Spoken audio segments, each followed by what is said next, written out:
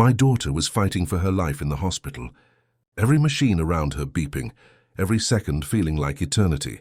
But while I sat there praying for her survival, her husband was nowhere to be found. When I finally learned where he was, my blood froze. He was out partying, laughing, and celebrating his birthday. What happened just an hour later turned his world upside down, and mine too. Stay with me. The real twist is still to come. And don't forget to subscribe for more stories that will leave you speechless. From the moment Emily was born, my entire world shifted. I still remember the first time I held her tiny hand, how fragile and delicate she was, yet how powerful the love inside me became. She grew up to be the kind of daughter every father prays for, bright, compassionate, and endlessly forgiving. She wasn't just my child. She was my anchor, the one who gave my life meaning after my wife passed away years earlier. I poured everything into raising her, making sure she had every opportunity, every ounce of love, and every bit of guidance I could offer. As she grew older, she carried herself with a quiet strength. Teachers adored her, friends leaned on her, and I often wondered how I got so lucky. But when she met James, things began to change. He was slick, polished, and the kind of man who knew how to impress a room. My gut, however, told me something was off. Fathers have instincts, a protective sense that never sleeps. James smiled too perfectly, talked too smoothly, and looked at people like they were pieces in a game he was playing. Still, Emily was smitten. Her eyes sparkled when she spoke about him, her cheeks flushed with happiness. And against my better judgment, I swallowed my doubts. Their wedding was beautiful, at least on the surface. Friends and family clapped as Emily walked down the aisle, radiant in white, while James wore the same rehearsed smile I had seen from the start. I told myself maybe I'm wrong. Maybe this is just how he is. Maybe she really will be happy with him. I wanted to believe that. A father's biggest wish is to see his child cared for and cherished, and for a while it seemed like she was. She would call me and tell me about the dinners they had, the trips they took, the plans for their future. But hidden in her voice was something faint, hesitation, as if she was painting over cracks she didn't want me to notice. I ignored it. I didn't want to meddle.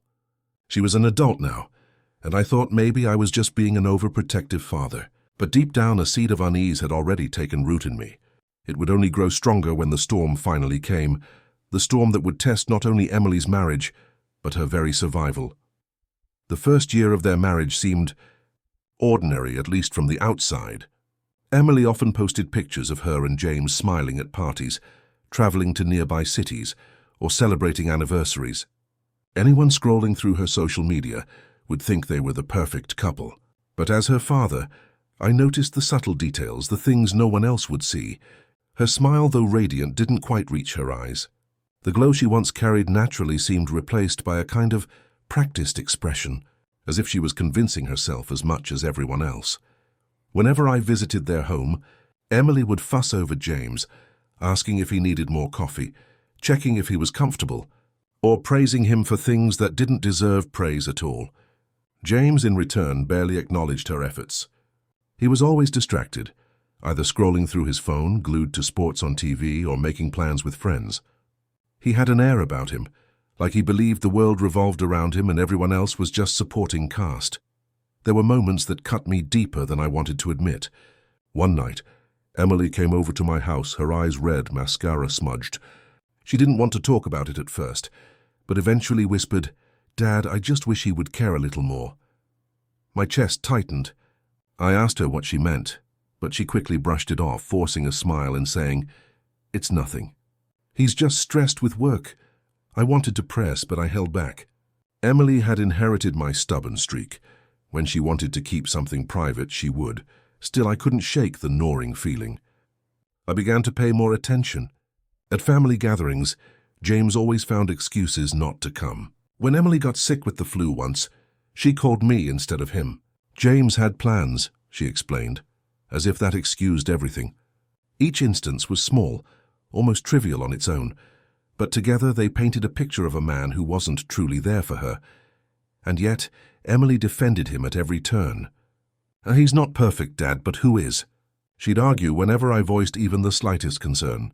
"He just doesn't know how to show love the way you do." Hearing that stung. She was comparing the love of a husband to the love of a father, and it made me wonder if she even realized the difference. I convinced myself that maybe she was right. Maybe I was just too critical. Maybe James would grow into the role. After all, people change when responsibility deepens, don't they? I clung to that fragile hope, not realizing that James wasn't going to change. He wasn't going to grow. And when tragedy struck, his true colors would bleed through darker than I ever imagined.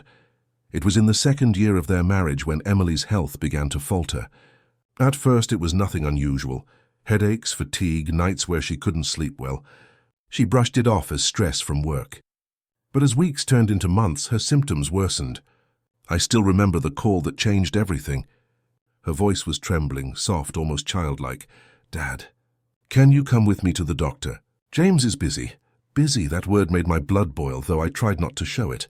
I went with her, sitting in the cold, sterile room as the doctor explained the tests they needed to run. Emily's hands shook, so I held them tight, whispering, "I'm right here, sweetheart, always." James never showed up. Not once during those early appointments. Each time he had an excuse. Work, friends, some meeting he couldn't miss. Emily defended him, of course. "He's just trying to provide, Dad. He loves me." She clung to those words like a shield, but I could see the cracks forming in her belief. Weeks later, the diagnosis came. A serious illness that would require intensive treatment. My heart shattered into 1,000 pieces, but I stayed strong for her. James, on the other hand, reacted with a kind of cold detachment. "We'll figure it out," he said flatly, like he was talking about fixing a broken sink, not standing beside his wife through the fight of her life. From then on, the hospital became our second home. I was there for every appointment, every infusion, every tear-filled night where Emily whispered her fears to me. James would come sometimes, but his presence was hollow. He'd spend more time checking his watch than holding her hand. Once, during a long night when Emily was in pain, he simply left, mumbling that he couldn't handle this atmosphere. That was the night I realized this man wasn't built for loyalty, sacrifice, or love. He was built for convenience, for pleasure, for his own comfort. I tried, oh how I tried, to suppress my anger. I told myself not to make Emily's burden heavier by turning it into a battle between her husband and me. But every time I saw her brave smile as she excused his absence, every time I watched her eyes flick toward the door, hoping he'd show up only to find disappointment, the fury inside me grew. There's a certain kind of heartbreak that fathers know, the kind where you do anything to trade places with your child, to bear their pain instead. I felt it every day. And yet the man who had sworn before God and family to protect her, to cherish her in sickness and in health, treated her illness like an inconvenience. It was only the beginning of the nightmare. Because when the worst night of her life arrived, James revealed just how cruel indifference can be. The weeks that followed became a test of endurance, for Emily, for me, and in a way for James too, though not in the way one would hope. Emily's treatments were brutal. Some days she was too weak to lift her head, yet she still tried to smile whenever I walked into the room. "Hi, Dad," she would whisper, her voice thin but full of love. I'd sit beside her, read her favorite books aloud, or just hold her hand in silence, and James, his visits grew fewer and farther apart. At first he'd make excuses, work deadlines, social obligations, even something as trivial as a friend's poker night. Later, he stopped bothering with excuses altogether. He simply wouldn't show up. Emily would stare at the door sometimes, her eyes glistening with hope, then force herself to look away, pretending it didn't matter. But I knew it did. Every absence cut her deeper than the illness itself. One evening, after a particularly harsh round of treatment, she broke down. Tears streamed down her pale face as she whispered, "Dad, do you think he loves me?" My heart cracked open. How could I answer? How could I tell my daughter that the man she had chosen, the man she believed would protect her, had already abandoned her in the moments she needed him most? Instead, I pulled her into my arms, kissed her forehead, and said the only thing I could. "You are loved. Emily, don't you ever doubt that." That night, after she fell asleep, I stepped out into the corridor and clenched my fists so tight my knuckles turned white. Rage, sorrow, helplessness, they all swirled inside me. I wanted to storm into James's world, drag him to the hospital, and force him to face the reality of his wife's suffering. But Emily's fragile trust held me back. She still clung to the image of him she had built in her heart. and I couldn't be the one to shatter it. Not yet. The nurses began to notice too. They would glance at me with sympathy, whispering quietly when James didn't show. One of them once muttered under her breath, "He doesn't deserve her." I agreed, but I stayed silent. My focus was on Emily, always on Emily. Still, the storm kept building. I knew there would come a night when everything would collapse, when James's absence would no longer be something Emily could excuse, when his betrayal would be too obvious to ignore. And when that night came, it wouldn't just test Emily's strength. It would test mine too in ways I never imagined. Because sometimes the deepest betrayals don't come from strangers. They come from the very people we welcome into our family. The night that burned itself into my memory began like any other during Emily's treatment. The hospital room was dimly lit, the soft hum of machines filling the silence. Emily lay weak on the bed, her skin pale, her breathing shallow. Yet when I leaned closer, she gave me a faint smile as if to say, "Don't worry, Dad. I'll be okay." That smile tore me apart more than anything else. She was the one in pain, yet she tried to comfort me. The doctors had told me that the next 24 hours were critical. Her body wasn't responding well to the latest round of medication. We needed James there. I thought surely on a night like this he would come. Surely he wouldn't abandon his wife when she might not survive the night. But as the clock ticked past 9, then 10, then 11, there was no sign of him. Emily's eyes drifted to the door every time it creaked or a nurse walked in. I saw the hope flicker, then fade again and again. My chest tightened with each glance she stole, waiting for the man who should have been by her side. I pulled out my phone and called James, straight to voicemail. So I tried again. Same thing. I texted him. "Emily needs you. She's critical. Come now." Minutes passed. No reply. The weight of silence pressed down on me. I stepped out into the hallway, pacing, running my hands through my graying hair, fighting back the urge to scream. Where was he? How could he not be here? Finally, in desperation, I called one of his friends, a man named Derek. When Derek answered, the sound of loud music and laughter blasted through the speaker. My stomach dropped. "Is James with you?" I asked, trying to keep my voice steady. Derek hesitated for a second before answering, "Yeah, he's here. We're at the Grand Oak, celebrating his birthday. Why?" For a moment, the hallway spun around me. I felt my blood run cold, then boil with fury. My daughter was fighting for her life, barely holding on to a thread of breath. And her husband, her so-called life partner, was clinking glasses of champagne, laughing, eating cake, surrounded by friends. I clenched the phone so hard I thought it would shatter in my hand. "Tell him his wife is dying," I growled, my voice trembling with rage. "Tell him that while he's partying, she might not make it through the night." Then I hung up before Derek could respond. I leaned against the cold wall of the hospital corridor, staring at the sterile tiles, trying to process the cruelty of it all.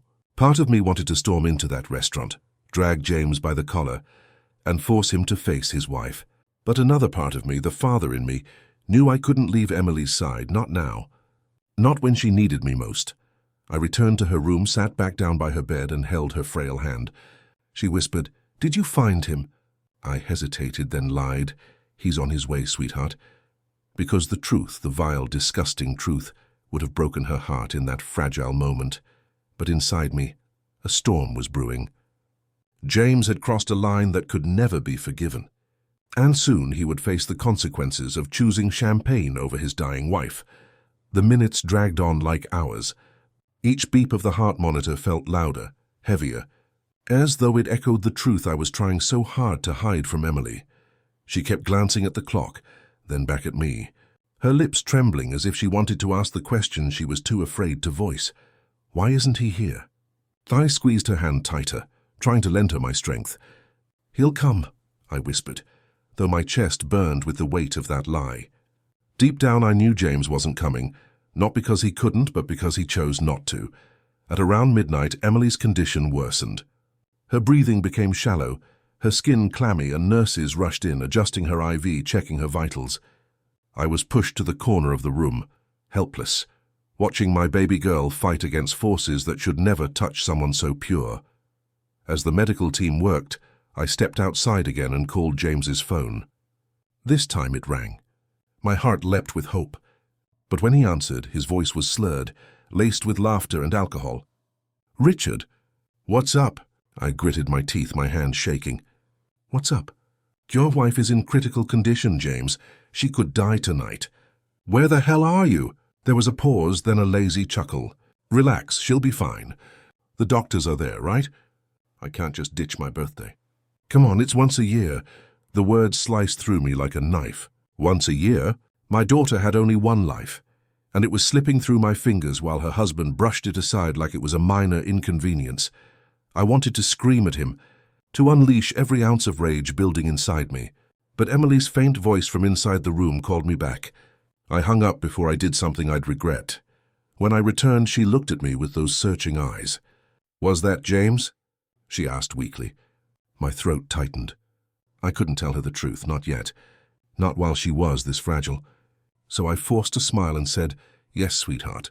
He's trying to get here." Her lips curved into the smallest, most hopeful smile, and my heart shattered all over again. She still believed in him, even when I no longer could. The nurses left after stabilizing her for the moment, but they didn't sugarcoat the reality. One of them pulled me aside, her voice low but firm. "She needs her husband tonight. Emotional support matters. You should get him here, sir." I nodded, swallowing the lump in my throat. How could I explain that her husband wasn't just absent, he was celebrating? Laughing, drinking, living as though his wife's suffering was nothing but background noise. I sat through the night, my hand never leaving Emily's. Every so often she would drift into a restless sleep, then jolt awake, asking softly, "Is he here yet?" Each time I gave the same answer, "Soon, sweetheart, soon." But as the night deepened and James remained absent, I made myself a promise. If Emily survived this night, if she opened her eyes in the morning, I would no longer protect James from the truth. He had failed her in ways that no apology could ever erase. Hence the world, his world, was about to learn what kind of man he truly was. The clock struck 2 in the morning. The hospital halls were eerily quiet, except for the distant shuffle of nurses and the occasional cry from another ward. Inside Emily's room, the dim light cast shadows across her fragile face. I watched her chest rise and fall, uneven and shallow, and every breath felt like it could be her last. Suddenly, her phone, placed on the bedside table, buzzed. My heart leapt, thinking it might finally be James. Maybe, just maybe, he'd sobered up and realized his mistake. With trembling hands, I picked it up before Emily could see. It wasn't a message from him asking about her health. It wasn't a call to say he was on his way. Instead, it was a group photo posted online. James and his friends, drinks in hand. Confetti on the table, his arm slung casually around another woman's shoulder. The caption read, "Best birthday ever." My blood ran cold. Best birthday ever? While my daughter was fighting for her life just a few rooms away. Rage and disbelief surged through me. I wanted to smash the phone against the wall, but Emily stirred, whispering, "Dad, was that James?" I swallowed hard, my throat dry as sandpaper. "He sent a message," I said softly, putting the phone down. "He says he loves you." It was another lie, but one I had to tell. The truth would crush her spirit, and right now her will to fight was all she had left. Emily smiled faintly, her eyes glassy but hopeful. "He'll come," she murmured. "He always does." "No, he doesn't," I wanted to scream. "He never does. He never will." The nurse came in again, her face grave. "Her vitals are unstable," she whispered to me. "We need to prepare for the possibility that she might not make it through the night." I nodded numbly, trying to hold myself together, but inside I was crumbling. I looked at Emily, clutching her hand like it was the only thing tethering her to this world, and I thought, if this is her last night, she deserves truth, not betrayal. She deserves love, not abandonment. But the truth was too heavy for her weakened heart, so I carried it for her. At 3 a.m., Emily suddenly gasped, her body trembling as alarms blared from the monitors. Doctors and nurses rushed in, shouting instructions, their hands moving rapidly, attaching wires, pushing medications. I stood frozen at the corner, my own heart thundering in my chest. In that chaos, I did the only thing I could. I prayed, not to any god in particular, but to the universe, to fate, to anyone who would listen. Please don't take her. Not like this. Not while he's out there laughing. After what felt like an eternity, the machine steadied. Emily's breathing evened out, though faint.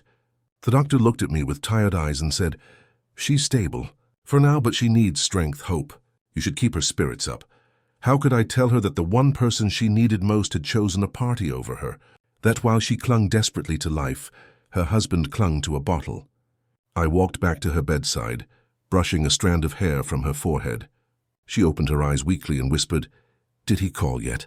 I forced another smile through the ache in my chest. "Soon, sweetheart."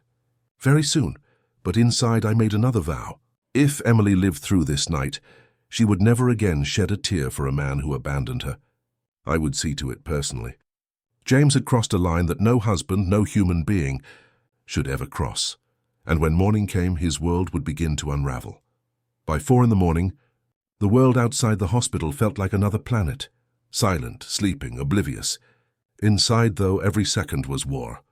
Emily's body fought with everything it had, while I fought to keep her faith alive.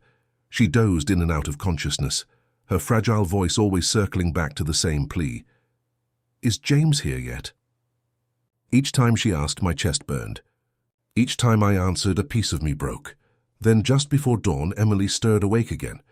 Her eyes were glassy but full of longing. She whispered, "Dad, when he comes, don't be mad at him. He doesn't mean to hurt me. He loves me." I froze. My daughter, lying at death's door, still defended the man who had abandoned her. That blind loyalty, it tore me apart. She deserved a husband who would have been here, holding her hand, kissing her forehead, promising her she wasn't alone. Instead, she got James.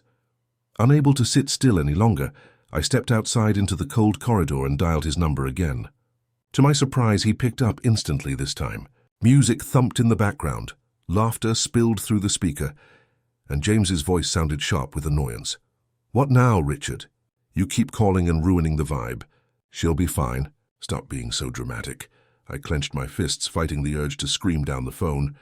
"She flatlined an hour ago, James. She nearly died. And you're out there drunk and laughing while your wife is fighting for her life." For a moment, silence. Then he said, almost mockingly, "If she's that bad, maybe it's her time. People die. You can't expect me to put my life on hold for every little hospital scare. Every little scare." My vision blurred with fury. My daughter's life was not an inconvenience, it was everything. I bit down on my anger, because if I let it loose now, I might have said something that could never be taken back. Instead, I hung up on him and leaned against the cold wall, trembling from head to toe. Back in Emily's room, I watched her fragile body sleep, every breath shallow but steady. My hands shook as I sat down beside her, rage and sorrow twisting inside me like a storm. At 5 a.m., the nurse came to check her vitals. She gave me a soft but serious look. "We've done what we can for now.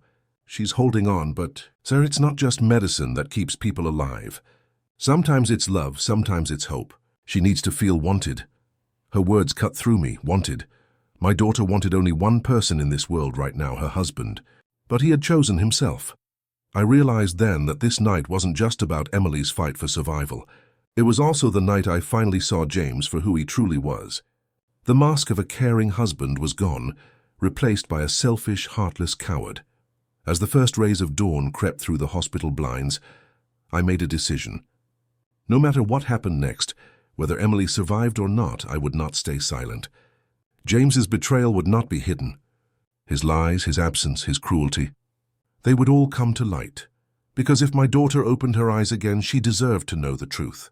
And if she didn't, then the world would know who had abandoned her in her darkest hour. The stage was set. The lies were crumbling. And James had no idea that his perfect little world was about to collapse. The sun had barely risen when the storm inside me finally broke. I sat beside Emily, watching her pale face against the white sheets, listening to the faint hum of the monitors. Every beep was a reminder that she was still here, still fighting. But for how long? Her eyes fluttered open, hazy from exhaustion, yet the first word that slipped from her lips was not Dad. It was James. My throat tightened. She whispered, "Is he here?" I couldn't lie anymore. Not after everything. The weight of my deceit was crushing me, and the truth clawed at my chest. But looking into her hopeful eyes, I faltered. How could I tell her that the man she loved had abandoned her for a night of drunken laughter? Before I could answer, a nurse entered with a tray of medication. Emily glanced toward the door, her eyes lighting up for a split second, only to dim when she saw it wasn't him. Her disappointment was like a dagger to my heart. After the nurse left, I leaned close and whispered, "Sweetheart, focus on getting better. That's what matters right now." But she shook her head weakly. "I can't. Not without him. I need to see him, Dad, please. Call him again." The desperation in her voice shattered me. Against my better judgment, I stepped out into the corridor and dialed his number one last time.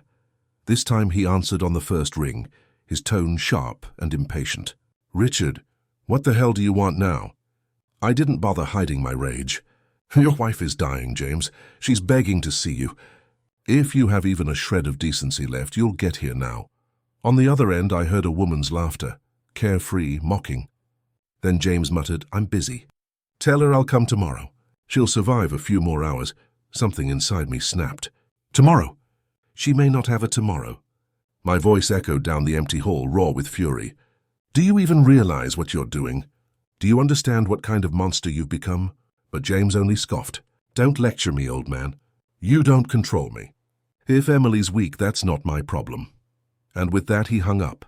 I stood frozen, the phone still pressed to my ear, my pulse pounding. For the first time in my life, I truly hated someone.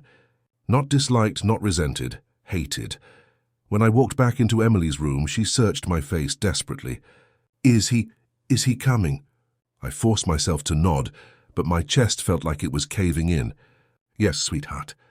He's on his way," she smiled faintly, closing her eyes. "Good. I just want to see him before—" Her voice trailed off, but the unspoken words pierced me. "Before I die." I sat beside her, holding her frail hand in mine, and I made a silent vow. If James wouldn't show her love, then I would. If he wouldn't come, then I would be the one she leaned on.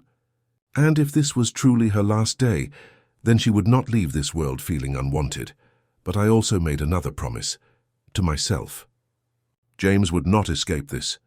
His cruelty, his absence, his betrayal, they would all be laid bare for Emily, for everyone, and the moment she opened her eyes again, the reckoning would begin. The morning light spilled through the blinds, but instead of warmth it brought a cruel clarity. Emily's breathing grew weaker, her skin pale as porcelain. The doctors had warned me. This day could decide everything. At 7 o'clock her condition took another dip. The machines beeped frantically, and nurses rushed in once more. I clutched her hand tighter, whispering, "Stay with me, sweetheart. Don't give up." Her lips moved, cracked and dry. I bent close to hear her faint words. "Is James here yet?" That question, repeated again and again, was tearing me apart. She was clinging not just to life, but to the belief that the man she loved would walk through that door. And every second he didn't, I felt my anger coil tighter like a spring ready to snap. I stepped outside and called him again. No answer. I called 3 more times. Finally he picked up, his voice groggy, annoyed like I'd disturbed his precious rest. "What now, Richard?" he muttered. "She's asking for you," I said, my voice shaking. "She may not make it through the morning. She wants to see her husband one last time. Can't you understand what that means?" There was a pause, then the sound of a yawn. "I'll come later. I need some sleep." Sleep, that word sent fire through my veins. My daughter was gasping for air, begging for him, and he chose sleep. I nearly screamed into the phone, but Emily's weak voice called out from inside, pulling me back. I returned to her side, trying to steady my breathing. She looked at me with glassy eyes, searching for an answer I couldn't give. "Dad, will he come?" I brushed her hair gently, forcing my voice not to break. "Yes, sweetheart. He'll come. Just rest." But my chest ached with the weight of the lie. Hours crawled by. Each tick of the clock was a cruel reminder of James's absence. Then around 9, Emily's best friend, Sarah, burst into the room, her face pale with shock. She had seen the photos. The party, the laughter, the other woman at his side. She grabbed my arm, whispering furiously, "Richard, do you know what he's doing right now? He's at a brunch with her. He hasn't even checked on Emily." I felt the blood drain from my face. My fists clenched so hard my nails cut into my palms.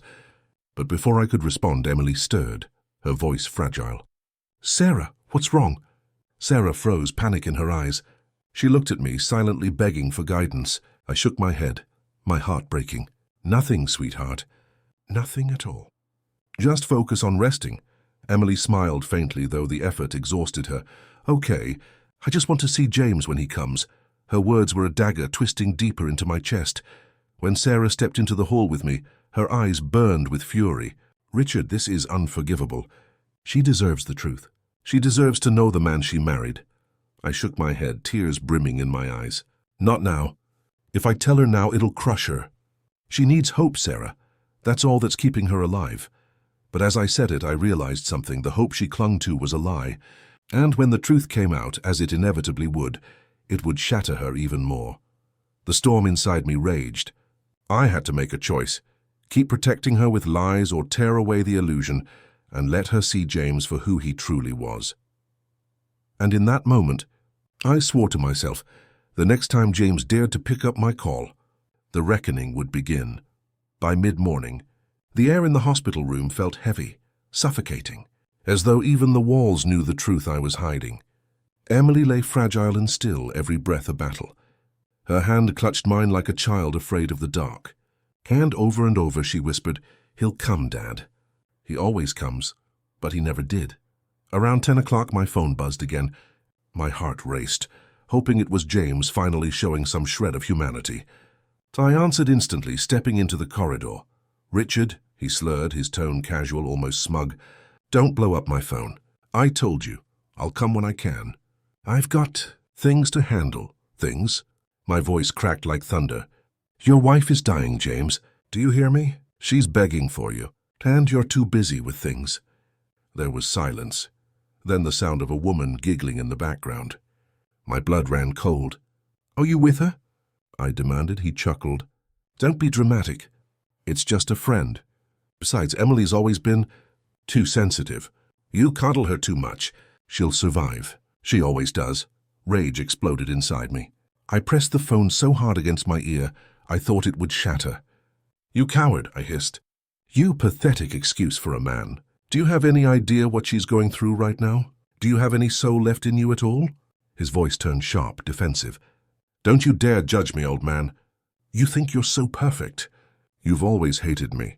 Maybe if Emily wasn't so weak, she wouldn't be in this mess. Maybe if she had someone stronger, she wouldn't cling to a hospital bed." The words hit me like a hammer. For a moment, I couldn't breathe. Weak? He called my daughter weak while she was fighting tooth and nail for her life. I wanted to march straight to wherever he was and drag him here by force. My fists shook at my sides, the urge to unleash years of pent-up fury overwhelming me. But then I heard a soft cough behind me. Emily had stirred, her frail body propped up against the bed, her eyes glassy as she looked toward the door. "Dad, was that—" "James," my chest tightened. I couldn't let her hear his venom, not now. I slipped the phone into my pocket, forcing a smile I didn't feel. "Yes, sweetheart. He said he's coming soon." She smiled weakly, her lips trembling. "Good. I knew he wouldn't forget me." But the truth burned inside me like fire. He had already forgotten her. He had chosen himself, his pleasures, his lies. Sarah pulled me aside in the hallway, her face pale with fury. "Richard, you can't keep this up. She deserves to know. If she dies without knowing the truth, it'll be because we protected him instead of her." Her words struck deep. She was right. Every lie I told was a shield for James, not Emily. Every false promise gave her false hope. And I was becoming complicit in his betrayal. I clenched my fists, staring out the window at the bright morning sun. It mocked me with its warmth when my world was collapsing. No more lies. No more protecting him. The next time Emily asked about James, I would tell her the truth. And when I did, the man she loved would never again be able to hide behind excuses. His mask was about to shatter. By noon, Emily's strength had dwindled to almost nothing. Her breaths came shallow, her skin clammy, and her voice little more than a whisper. I sat beside her, my thumb brushing against the fragile bones of her hand. Every second I prayed for a miracle. Her eyes fluttered open, glassy and searching. "Dad," she whispered. "Is he here yet?" The weight of her question crushed me. I couldn't lie anymore. Not after everything. The truth clawed at my throat, demanding to be freed. But fear held me back. Fear that it would shatter the last fragile thread keeping her alive. I hesitated, staring into her hopeful eyes. And then Sarah stepped closer, her voice trembling but resolute. "Emily, you deserve to know. Emily's gaze flicked between us, confusion clouding her face. "Know what?" she whispered. I shook my head at Sarah, pleading silently. But Sarah's eyes burned with fury and sorrow. "She needs the truth, Richard. She has a right to it." Emily's weak hand tugged at mine. "Dad, please, don't hide things from me." "Not now." My chest heaved, the battle tearing me apart. Finally, I took a deep breath and let the words spill out, raw and painful. "Sweetheart," I said, my voice cracking, "James isn't coming. He's at a party. He's been celebrating since last night. He hasn't called, he hasn't checked on you. He chose them over you." For a moment's silence. The beeping of the monitor filled the room, loud and cruel. Emily's eyes widened, glassy tears welling as the truth sank in. "No," she whispered, shaking her head weakly. "That's not true. He wouldn't. He loves me." I reached for her hand, my own tears spilling freely. "I wish it weren't true, baby girl. But I've called him over and over. He answered and he didn't care. He said he was too busy, too tired, too drunk." Her lips trembled, her chest rising and falling unevenly. "No, he promised. He promised he'd always—" Her words broke into sobs, her fragile body shaking with grief. I held her tightly, my heart shattering. "You are not weak, Emily. You are the strongest person I know. His failure doesn't define you. His betrayal is not your fault." Sarah stepped forward, tears streaming down her cheeks. "He's not worth your love, Emily. He never was." Emily's sobs quieted into broken gasps. She stared at the ceiling, her tears pooling on her pillow. "All this time, I thought I mattered to him." "You matter," I whispered fiercely, pressing my forehead to hers. "You matter more than anything, to me, to everyone who truly loves you. He doesn't deserve a single tear from you." For the first time, the illusion shattered completely. Emily closed her eyes, and though her tears still fell, there was something else in her expression now. Not hope, but clarity. The husband she had defended, the man she had loved, was gone. And in his place was only betrayal. I held her hand tighter than ever, whispering, "No matter what happens next, you are not alone. You will never be alone." And in that moment, as the machines beeped steadily around us, I knew everything had changed. James's world was about to collapse. The room felt heavier after the truth came out. Emily's tears had dried, but their trace remained on her pale cheeks. She wasn't asking for James anymore. She wasn't waiting for him, or smiling at the thought of him walking through the door. That silence, her silence, was louder than her sobs. For hours she lay still, her fragile body recovering from both the sickness and the heartbreak. I stayed by her side, feeding her strength with every word of reassurance I could muster. Sarah sat quietly in the corner, her eyes red but fierce. The storm had passed, but its wreckage lay everywhere, and in that quiet I made a promise to myself. James's betrayal wouldn't vanish into whispers. It wouldn't be buried beneath excuses. The world needed to see the truth. Emily needed justice, whether she lived to demand it or not. Around mid-afternoon, the doctor came in with updates. Emily was stable for now, though far from safe. His words were cautious, but I clung to them like lifelines. She had a fighting chance. My daughter wasn't done yet. When he left, Emily turned her head slightly toward me. Her voice was soft, broken, but clear. "Dad, why did he do this to me?" I swallowed hard, my throat tight with emotion. "Because he's a coward, Emily. Because some people don't know how to love. But listen to me. You are worth more than his failures. You always have been." Her eyes filled again, but this time not with denial. There was acceptance, painful as it was. "Then promise me, Dad. Don't let him keep lying. Don't let him hurt anyone else the way he hurt me." Her request lit a fire inside me. This wasn't just about comforting her anymore. It was about action. It was about exposing him. I nodded firmly, squeezing her hand. "I promise. He won't get away with this." Later, when Emily drifted into a fragile sleep, I stepped into the hallway with Sarah. My hands shook, but not with fear, with determination. "He thinks he's safe laughing in his little world," I said bitterly. "But we're going to tear that world apart brick by brick." Sarah's eyes gleamed with the same fire. "Then let's start. Everyone deserves to know what kind of man he really is." And in that moment, the revenge began, not with shouting, not with fists, but with truth. The man who abandoned his dying wife would soon face the weight of every secret, every photo, every lie he thought he'd hidden, because if Emily survived, she would rise knowing she had the strength to walk away. And if she didn't, Then James would live with the destruction of his reputation for the rest of his miserable life. Either way, his perfect little world was finished. The next morning, while Emily rested, I sat at the hospital cafeteria with Sarah. The smell of coffee clung to the air, but neither of us touched our cups. My hands were clenched around my phone, scrolling through the endless photos and videos James had posted the night Emily was fighting for her life. Laughter, balloons, a cake lit with candles, his arms wrapped around another woman in one clip, her face pressed against his cheek.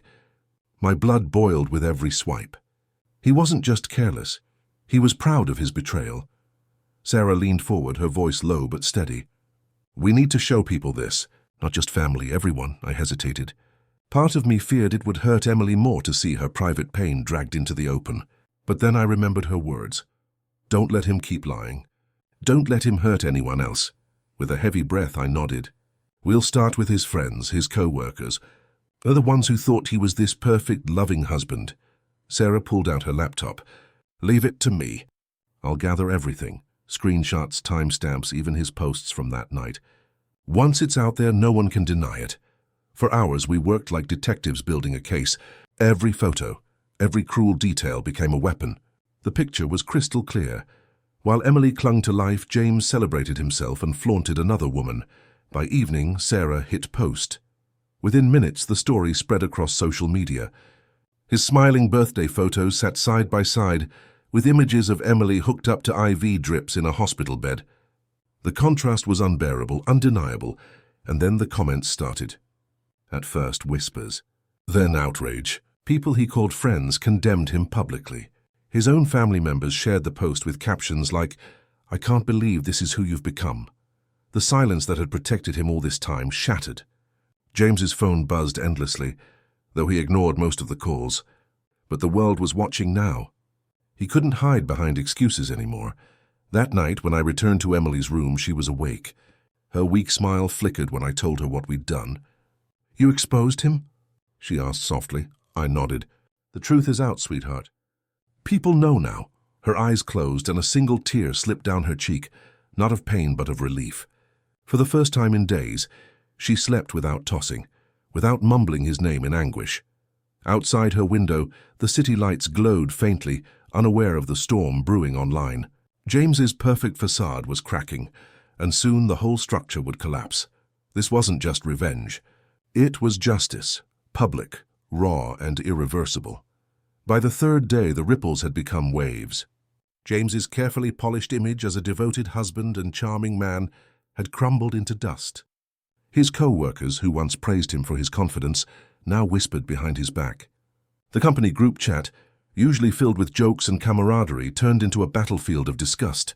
"Can you believe he was out partying while his wife was in the hospital?" One message read. "This is beyond cruel," another chimed in.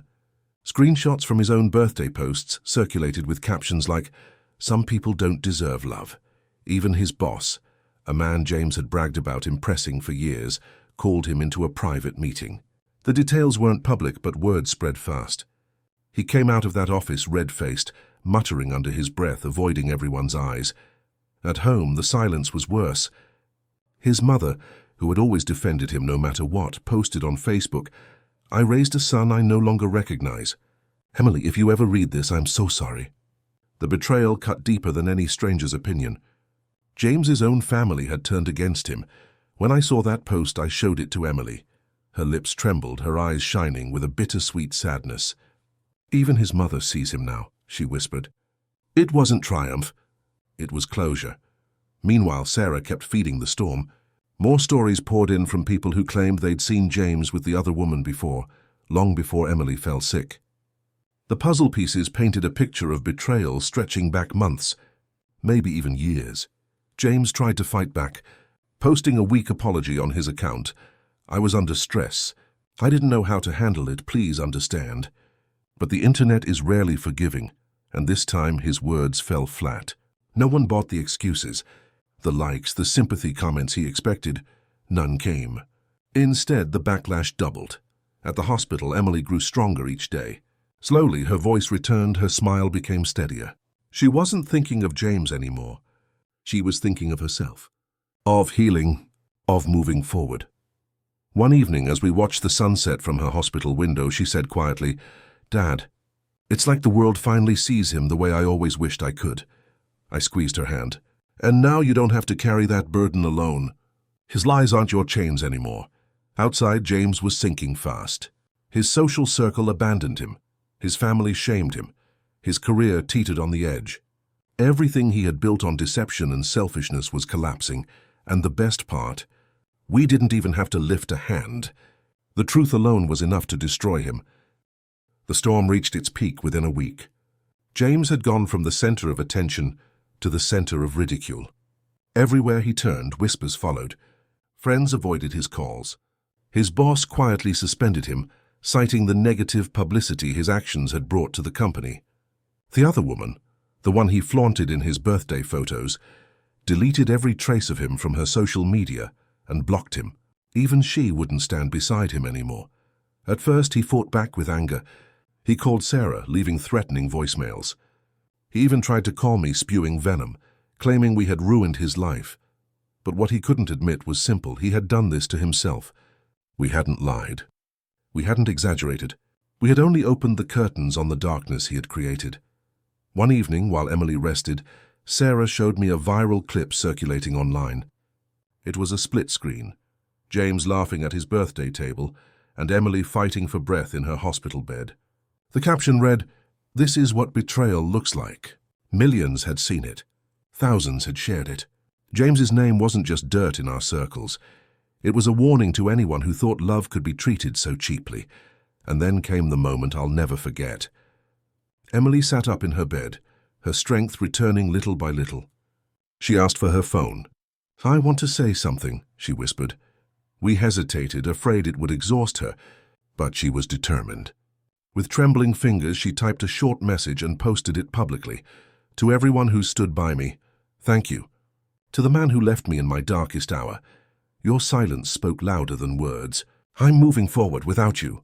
The post exploded instantly. Support poured in from strangers, family, even people she hadn't spoken to in years. Messages of love and encouragement flooded her inbox. For the first time in months, Emily smiled. Not the fragile smile of someone pretending, but the genuine glow of a woman reclaiming her life. Meanwhile, James vanished. No more posts. No more parties. He walked in shadows, his reputation shredded, his relationships gone. The man who had once celebrated himself at the expense of others was left alone, forgotten by those he thought would always cheer for him. That night, as I sat beside Emily, she leaned her head on my shoulder. "Dad," she whispered, her voice steady now, "I thought I'd never survive this. But maybe this is the start of something new." I kissed the top of her head, my heart swelling with pride. "It is, sweetheart. You've survived the worst, and now you get to live the best." Outside the hospital window, dawn was breaking. A new day, a new life. And for Emily, a chance to rise from the ashes of betrayal into the light of her own strength. James's downfall was complete. But Emily's story, it was just beginning. If you've stayed with me until the end of this heartbreaking yet powerful journey, take a moment to reflect. What would you do if someone betrayed your family at their weakest moment? Stories like Emily's remind us that love isn't proven in words, but in the choices we make when everything falls apart. If this story touched you, share it with someone who needs to hear it. And if you want to hear more real stories of betrayal, revenge and justice, make sure to hit the like button, subscribe to the channel, and turn on the notification bell so you never miss what comes next. Every story we tell carries a lesson, and sometimes the harshest truths bring out the strongest courage. Stick with us, because the next story might just leave you even more shocked than this one.